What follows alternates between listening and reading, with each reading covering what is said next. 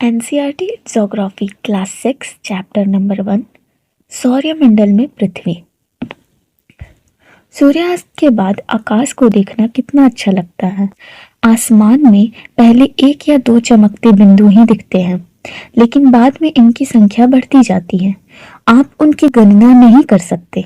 संपूर्ण आकाश छोटी छोटी चमकदार वस्तुओं से भर जाता है, जिनमें से कुछ चमकीले होते हैं एवं कुछ धुंधले।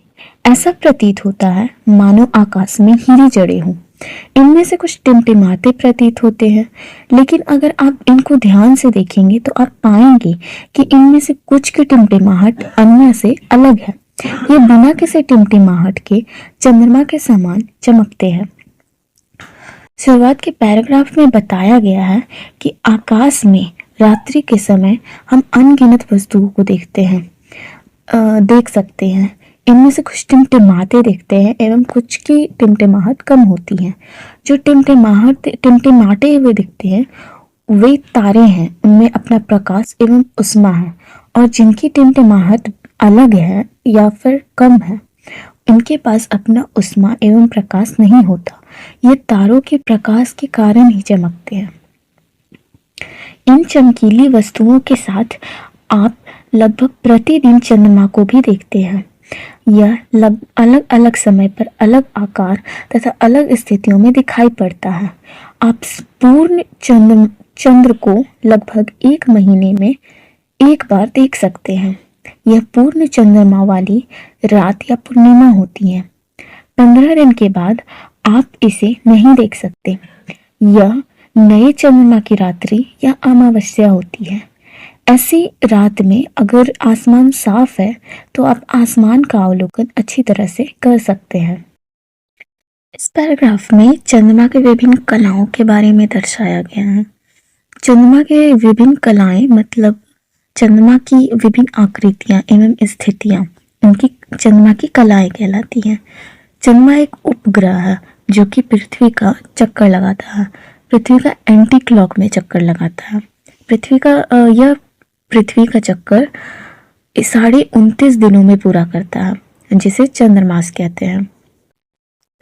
पृथ्वी से हमें हमेशा चंद्रमा का सिर्फ आधा भाग ही दिखाई देता है, क्योंकि सूर्य का प्रकाश जिस भाग पर पड़ता है हमें सिर्फ वही भाग दिखाई पड़ता है। बाकी जिस भाग पर सूर्य का प्रकाश नहीं पड़ता है वो अंधेरा होता है। अमावस्या की रात में हमें वही अंधेरा वाला भाग दिखाई देता है, जिसके कारण घंघोर अंधेरिया वाली रात होती है। फ्रेंड्स, यहाँ पूर्णिमा एवं अमावस्या के बीच का अंतराल 15 दिनों का बताया गया है, परंतु इसके पीछे का कंसेप्ट यह है कि पूर्णिमा से अमावस्या के बीच का जो समय होता है वो 14.5 दिन का होता है, जिसे कृष्ण पक्ष कहते हैं, एवं पूर्णिमा से अमावस्या के बीच का जो समय होता है वो 14.5 दिन का होता है, जिसे शुक्ल पक्ष कहते हैं। तो कुल मिलाकर इनके बीच 15 दिनों का अंतराल होता है। क्या आपको इस बात पर आश्चर्य नहीं होता है कि हम दिन के समय चंद्रमा एवं इन सभी चमकीली छोटी वस्तुओं को क्यों नहीं देख पाते हैं? ऐसा इसलिए है क्योंकि सूर्य के अत्यधिक तेज प्रकाश के कारण रात के समय चमकने वाली वस्तुओं को हम दिन में नहीं देख पाते हैं। सूर्य, चंद्रमा तथा वे सभी वस्तुएं जो रात के समय आसमान में चमकती है खगोलीय पिंड कहलाती हैं। कुछ खगोलीय पिंड बड़े आकार वाले तथा गर्म होते हैं। ये गैसों से बने होते हैं। इनके पास अपनी उष्मा तथा अपना प्रकाश होता है, जिसे वे बहुत बड़ी मात्रा में उत्सर्जित करते हैं। इन खगोलीय पिंडों को तारा कहते हैं। सूर्य भी एक तारा है। वे सभी वस्तुएं जो रात्रि में हमें आसमान में दिखाई देते हैं उन्हें एस्ट्रोनॉमिकल पार्टिकल्स या खगोलीय पिंड कहते हैं, एवं इन पार्टिकल्स का अध्ययन, वस्तुओं का अध्ययन खगोल शास्त्र कहलाता है। जैसा कि हमने पहले पैराग्राफ में देखा था कि तारों के पास अपना प्रकाश एवं उष्मा होती है, उसी प्रकार यहाँ भी बताया गया है। सूर्य भी एक तारा है और वे बड़ी मात्रा में ऊर्जा को उत्सर्जित करते हैं। रात के समय चमकते हुए अनगिनत तारे सूर्य के समान ही हैं, लेकिन हमसे बहुत अधिक दूर होने के कारण हम लोग उनकी उष्मा या प्रकाश को महसूस नहीं करते हैं तथा वे अत्यंत छोटे दिखाई पड़ते हैं। आपने अवश्य ध्यान दिया होगा कि कुछ दूरी से देखने पर सभी वस्तुएं छोटी दिखाई पड़ती है। अत्यधिक ऊंचाई पर उड़ रहा हवाई जहाज कितना छोटा दिखाई देता है। में आसमान की ओर देखते समय आप तारों के विभिन्न समूहों द्वारा बनाई गई विभिन्न आकृतियों को देख सकते हैं। ये नक्षत्र मंडल कहलाते हैं। अर्सा मेजर या बिग बेयर इसी प्रकार का एक नक्षत्र मंडल है। बहुत आसानी से पहचान में आने वाला नक्षत्र मंडल है। सप्तऋषि सात सात संतों सात सप्त सात ऋषि संत, यह 7 तारों का समूह है जो कि नक्षत्र मंडल अर्सा मेजर का भाग है। आपने अपने परिवार या पड़ोस में किसी बड़े व्यक्ति से कहिए कि वह आपको आसमान में और अधिक तारों, ग्रहों या नक्षत्र मंडलों को दिखाए। यहाँ यह कहा गया है कि ये सारे खगोलीय पिंड जो हमें रात के समय दिखाई देते हैं, वे हमसे बहुत दूरी पर होते हैं, जिसके कारण हमें उसकी ऊष्मा या प्रकाश का अनुभव नहीं होता है।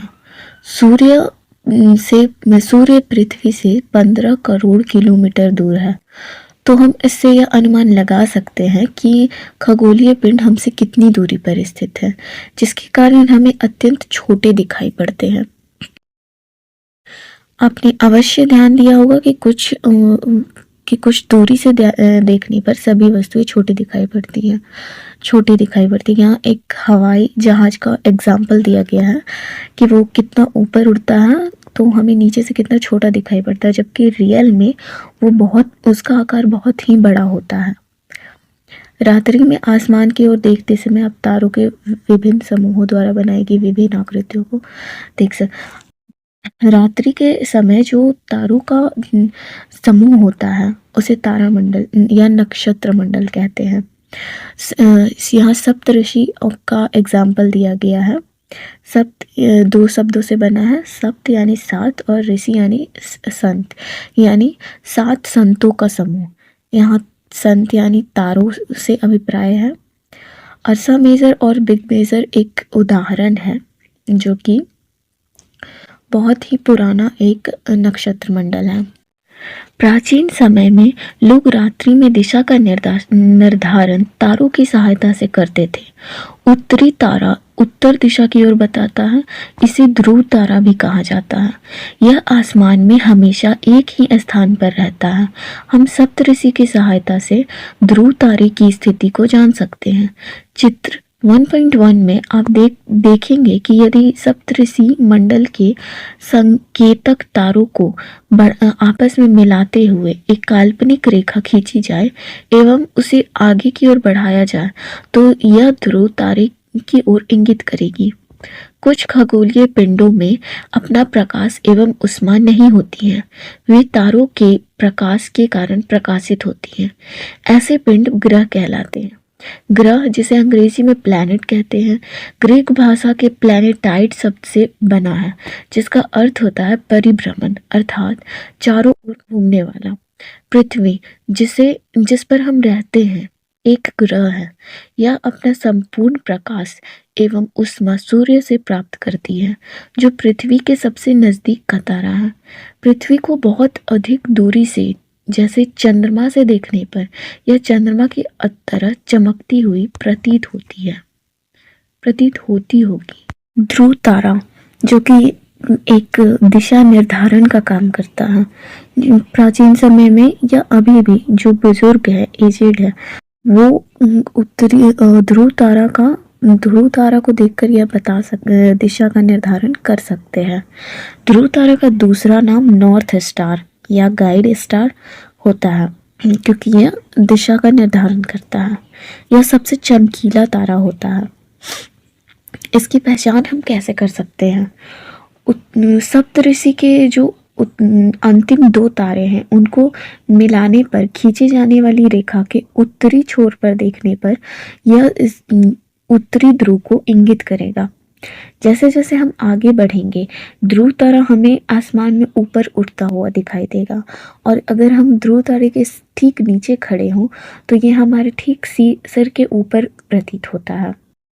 यहाँ चित्र की सहायता से हमें ध्रुव तारा और सप्त ऋषि को समझने के लिए यह दर्शाया गया है। आप इस चित्र को देखकर समझ सकते हैं। कुछ खगोलीय पिंडों में अपना प्रकाश एवं उष्मा नहीं होता, वे तारों के प्रकाश से प्रकाशित होते हैं। यहाँ ग्रह के बारे में बताया गया है। सूर्य भी एक ग्रह है। ग्रह यानी कि जैसा कि हम फर्स्ट पैराग्राफ में ही हमने पढ़ा था कि जिनमें अपना प्रकाश नहीं होता है, उष्मा नहीं होती, वे तारों के प्रकाश एवं उष्मा के कारण चमकते हैं, वे ग्रह कहलाते हैं। वही यहाँ बताया गया है। ग्रह को इंग्लिश में प्लैनेट कहते हैं और ये ग्रीक शब्द के प्लैनेटाइड से लिया गया है। प्लैनेटाइड का अर्थ होता है परिभ्रमण, यानी कि चारों ओर घूमने वाला। सूर्य भी एक तारा ही है, जो पृथ्वी के सबसे निकट का तारा है। इसलिए पृथ्वी सूर्य की परिक्रमा करता है। पृथ्वी पर सूर्य का प्रकाश पड़ता है, जो कि सूर्य एक तारा है और उसका प्रकाश पृथ्वी पर पड़ता है, जो कि पृथ्वी एक ग्रह है। तो अगर हम चंद्रमा से देखें तो यह हमें चमकीला प्रतीत होगा। यही यहाँ पर बताने की कोशिश की गई है। फ्रेंड्स, यहाँ जो साइड में रोचक तथ्य लिखे होते हैं ये इम्पॉर्टेंट होते हैं, इन्हें इम्पॉर्टेंट फैक्ट्स होते हैं, इन्हें हमें देखना होता है। तो आइए देखते हैं। बृहस्पति, शनि तथा यूरेनस के चारों ओर छल्ले हैं। ये छल्ले विभिन्न पदार्थों के असंख्य छोटे छोटे पिंडों से बनी पट्टियां हैं। पृथ्वी से इन छल्लों को शक्तिशाली दूरबीन की सहायता से देखा जा सकता है। आप इस चित्र में देख सकते हैं, यह हमारा सौरमंडल का चित्र दिया गया है, जिसमें बृहस्पति, शनि और यूरेनस यानी कि वरुण, इन तीनों ग्रहों में छल्ले पाए जाते हैं। छल्ला बेसिकली असंख्य पदार्थों का टुकड़ा है। पदार्थ यानी कि डस्ट पार्टिकल्स, मतलब छोटे बड़े पत्थर, कंकड़ आदि के टुकड़े होते हैं, जो छल्ले के रूप में इन ग्रहों के चारों ओर पाए जाते हैं। बृहस्पति में लगभग 10 छल्ले पाए जाते हैं। 5 चमकीली पट्टियां होती है, एक विशाल लाल चिन्ह होता है और 4 भूरी गाढ़ी पट्टियां पाई जाती हैं। और यह अत्यधिक गर्म ग्रह है। ओके, शनि का सबसे इम्पॉर्टेंट पार्ट ही होता है उसका वलय। इसमें 7 छल्ले पाए जाते हैं और इन छल्लों में एक विशेष प्रकार की क्रिया होती है, जैसे रिंग ट्रांजिशन या रिंग क्रॉसिंग कहते हैं। अब रिंग क्रॉसिंग क्या होता है? रिंग क्रॉसिंग यह प्रति 14 साल में होता है। 7 छल्ले एक दूसरे से दूर हो जाते हैं और ऐसा लगता है जैसे कि ये गायब हो गए हैं। इसे ही रिंग क्रॉसिंग या रिंग ट्रांजिशन कहते हैं। यूरेनस, वरुण, इनमें अरुण, इनमें 5 छल्ले पाए जाते हैं। Alpha, beta, gamma, delta, epsilon. इसके वलयों की खोज 1977 ईस्वी में हुई थी और यह कोयले की तरह काले पदार्थों से बना हुआ है। बाकी इनके बारे में, इनकी घूर्णन प्रक्रिया कितने दिनों में होती है, ये सारे डिटेल्स यहाँ पर दिए हुए हैं, आप इन्हें देख सकते हैं। आकाश में दिखने वाला चंद्रमा एक उपग्रह है। यह हमारी पृथ्वी का सहचर है तथा इसके चारों ओर चक्कर लगाता है। हमारी पृथ्वी के समान 7 अन्य ग्रह हैं जो सूर्य के समान एवं उष्मा प्राप्त करते हैं, जो सूर्य से प्रकाश एवं उष्मा प्राप्त करते हैं। उनमें से कुछ के पास अपनी चंद्रमा भी है। चंद्रमा एक उपग्रह है और इसके सहचर इसलिए कहा गया है क्योंकि ये पृथ्वी के चारों ओर चक्कर लगाता है और जैसे जैसे पृथ्वी घूर्णन करता है उसके साथ साथ ये पृथ्वी के भी चक्कर लगाता है, इसलिए इसे सहचर कहा गया है। सौरमंडल, सूर्य, 8 ग्रह, उपग्रह तथा कुछ अन्य खगोलीय पिंड हैं, जैसे क्षुद्र ग्रह एवं उल्का पिंड मिलकर सौरमंडल का निर्माण करते हैं। उसे हम सौर परिवार का नाम देते हैं, जिसका मुखिया सूर्य है। सूर्य एवं 8 ग्रह और उपग्रह खगोलीय पिंड, मतलब ये सारे खगोलीय पिंड मिलकर सौरमंडल का निर्माण करते हैं, जिसका मुख्य सूर्य है। सूर्य इसलिए क्योंकि ये सेंटर में होता है और ये सभी ग्रहों को उष्मा प्रदान करता है, इसलिए इसे मुखिया कहा गया है। सूर्य सौर मंडल के केंद्र में स्थित है। यह बहुत बड़ा है एवं अत्यधिक गर्म गैसों से बना है।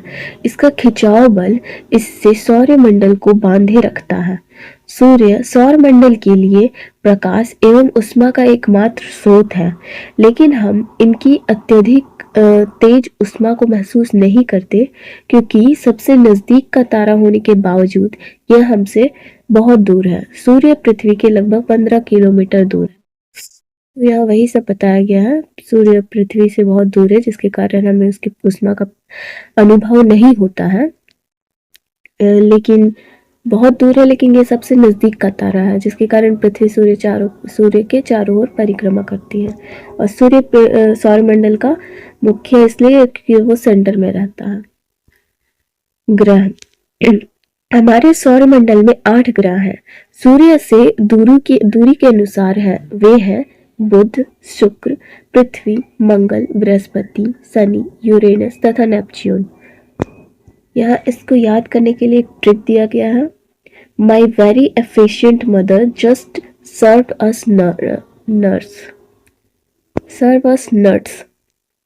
सो यहाँ आप देख सकते हैं, इस ट्रिक की मदद से आप इन ग्रहों का नाम याद रख सकते हैं। सौरमंडल के सभी 8 ग्रह एक निश्चित पथ पर सूर्य का चक्कर लगाते हैं। ये रास्ते दीर्घवृत्ताकार में फैले हुए हैं। ये कक्षा कहलाते हैं। बुध सूर्य के सबसे नजदीक है।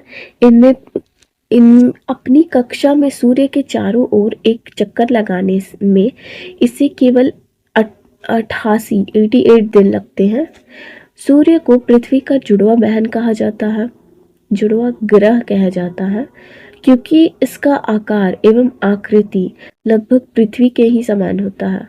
जुड़वा ग्रह कह ले या जुड़वा बहन कह ले, जो भी हो, शुक्र को ही कहा जाता है। सौरमंडल के सभी 8 ग्रह एक निश्चित पथ पर सूर्य का चक्कर लगाते हैं। ये रास्ते दीर्घवृत्ताकार में फैले हुए होते हैं। ये कक्षा कहलाते हैं। तो जिस कक्ष में घूमते हैं, दीर्घवृत्ताकार होता है, सारे ग्रह एक निश्चित पाथ पर घूमते हैं जो दीर्घवृत्ताकार होता है और जिससे कक्षा कहा जाता है। हर ग्रह का अपने एक कक्षा होता है, वो उसी पर रोटेट करता है। बुध सूर्य के सबसे नजदीक है। अपनी कक्षा में सूर्य के चारों ओर एक चक्कर लगाने में इसे केवल 88 दिन लगते हैं। शुक्र को पृथ्वी का जुड़वा ग्रह माना जाता है, क्योंकि इसका आकार एवं आकृति लगभग पृथ्वी के ही समान है। बुध को एक चक्कर लगाने में सूर्य का 88 दिन लगता है। फ्रेंड्स, जितने ग्रह जितने दूर होंगे उनका वृत्ताकार पाथ उतना बड़ा होगा और उन्हें उतना ही ज्यादा समय लगेगा। तो सबसे नजदीक बुध ग्रह होता है, जिसके कारण उसे सबसे कम समय लगता है एक चक्कर लगाने में। अभी एक प्लूटो भी एक ग्रह माना जाता था, परंतु अंतर्राष्ट्रीय खगोलीय संगठन ने अपनी बैठक अगस्त 2006 में यह निर्णय लिया कि कुछ समय पहले खोजे गए अन्य खगोलीय पिंड 2003 यूबी 313 सीरस तथा प्लूटो बौने ग्रह कहे जा सकते हैं।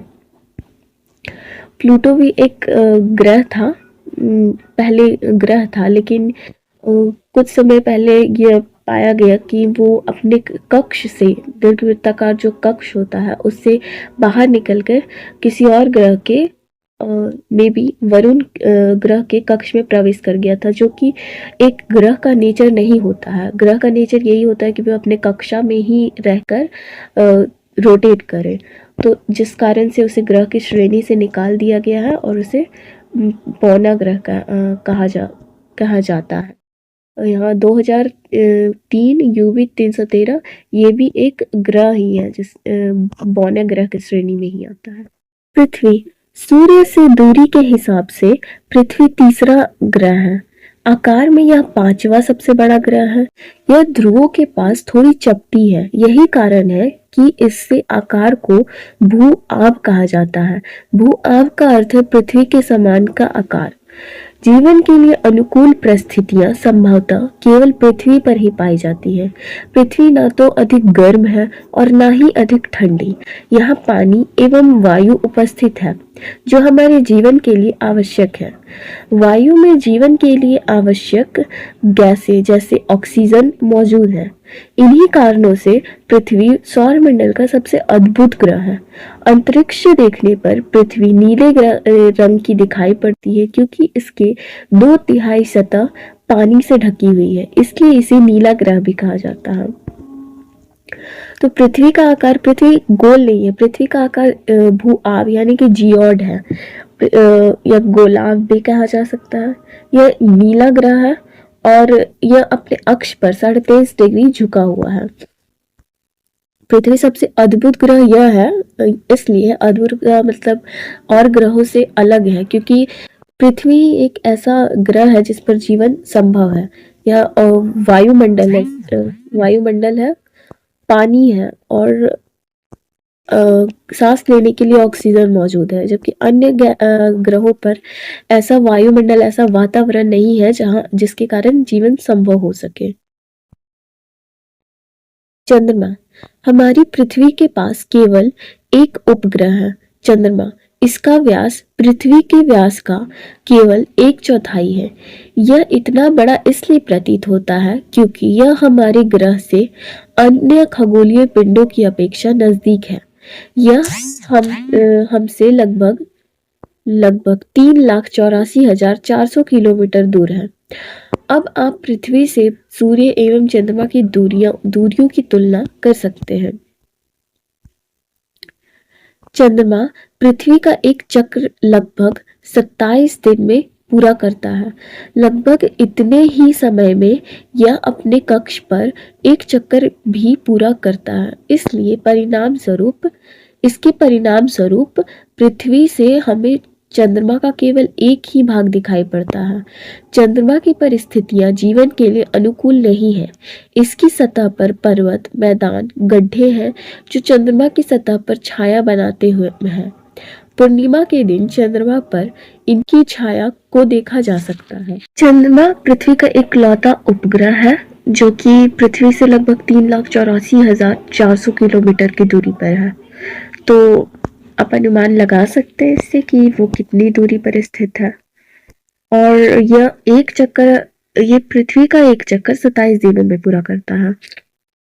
हम चंद्रमा का केवल एक ही पार्ट देख सकते हैं क्योंकि पृथ्वी अपने अक्ष पर घूर्णन करती है, साथ ही चंद्रमा भी उसका परिक्रमा करता है। तो ये दोनों क्रियाएं एक साथ होती है जिसके कारण चंद्रमा का केवल एक साइड ही दिखाई पड़ता है पृथ्वी से हमें। और जो चंद्रमा का वातावरण है वो जीवन के अनुकूल नहीं है।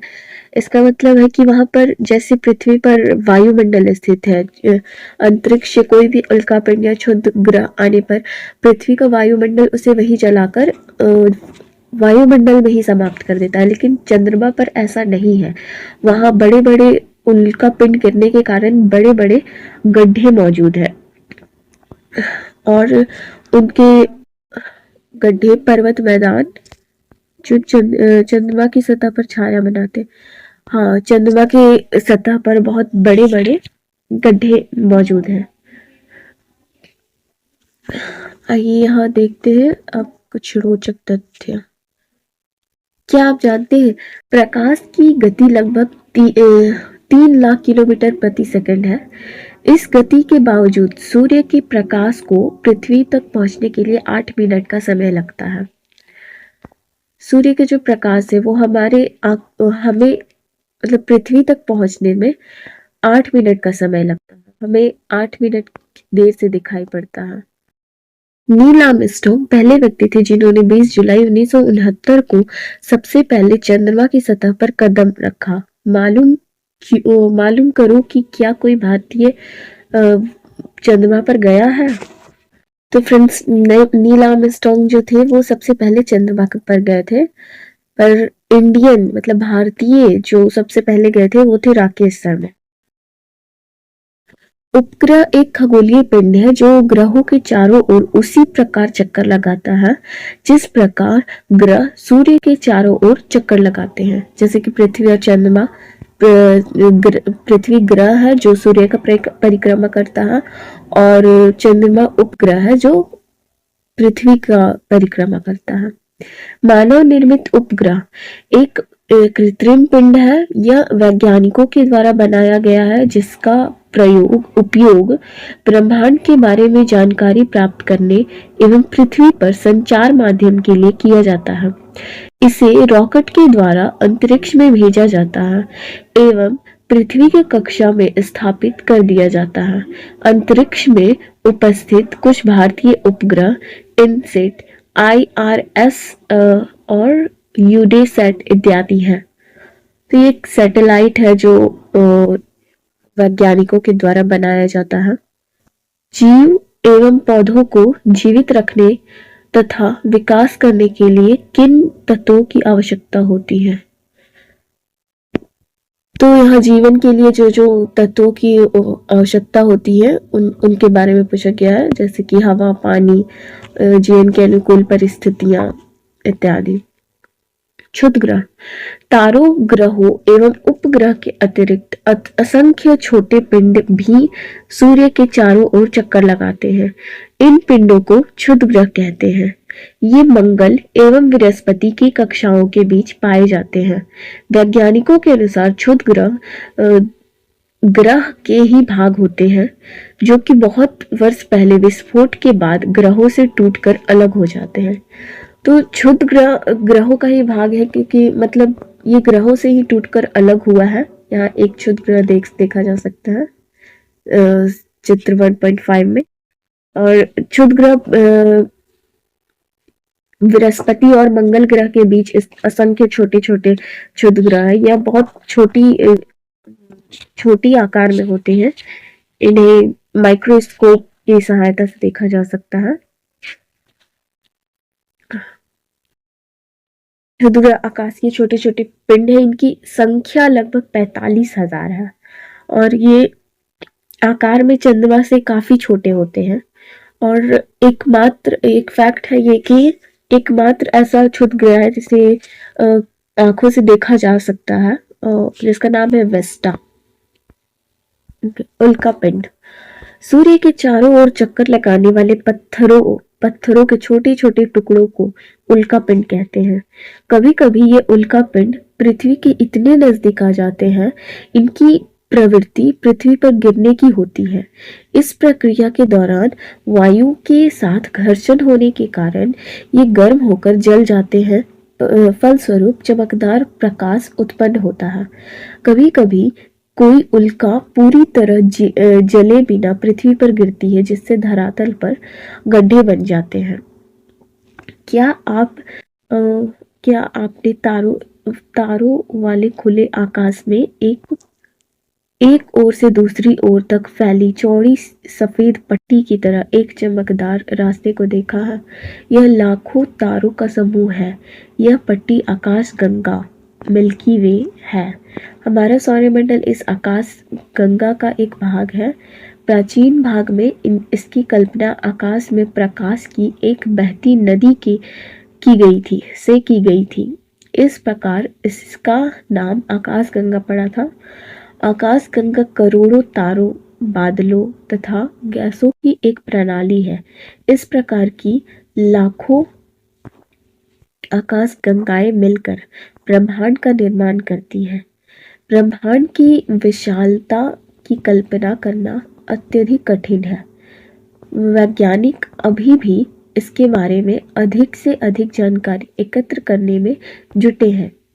इसके आकार के संबंध में हमें कोई जानकारी नहीं है, लेकिन फिर भी हम जानते हैं कि हम सभी ब्रह्मांड का हिस्सा हैं।